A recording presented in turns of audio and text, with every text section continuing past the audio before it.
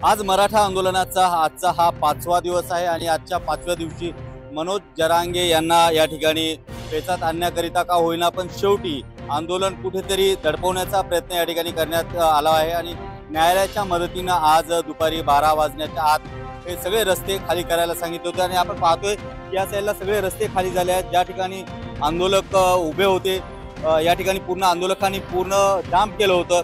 आज पोलिसांच्या बॅरिकेडच्या मदतीनं सगळ्या आंदोलकांना बाहेर काढण्यात आला आहे आणि त्याचबरोबर आपण पाहतोय पोलिसांची अधिकची कुमत देखील या ठिकाणी मागवण्यात आली आहे।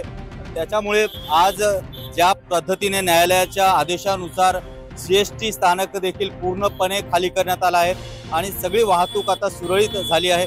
खरं तर आजचा उपोषणाचा हा 5वा दिवस आहे। मनोज जरांगे यांची तब्येत खालावत आहे एका साईडला आणि दुसऱ्या साईडला आपण पाहतो की आज सकाळीच पोलिसांची एक नोटीस आली होती की आज आझाद मैदान त्यांना खाली करायला देखील सांगितलं होतं। पण असं असतानाही शेवटी काही अटी आणि शर्तीवरती आजचं हे आंदोलन जे आहे आझाद मैदानातच करावं आणि किमान 5,000 आंदोलकांना घेऊन हे आंदोलन करावं अशा अटी आणि शर्ती घातल्यानंतर हे आंदोलन आता सुरळीत सुरू आहे। खरं तर आजचा हा 5वा दिवस आहे। आज न्यायालयाचा काय निकाल येते याच्याकडे पाहणं देखील गरजेचं आहे आणि मराठ्यांना आरक्षण मिळतं का हे पाहणं देखील गरजेचं आहे। कॅमेरामॅन देवाशीष सह स्वप्नील दुधारे, महासागर न्यूज, मुंबई।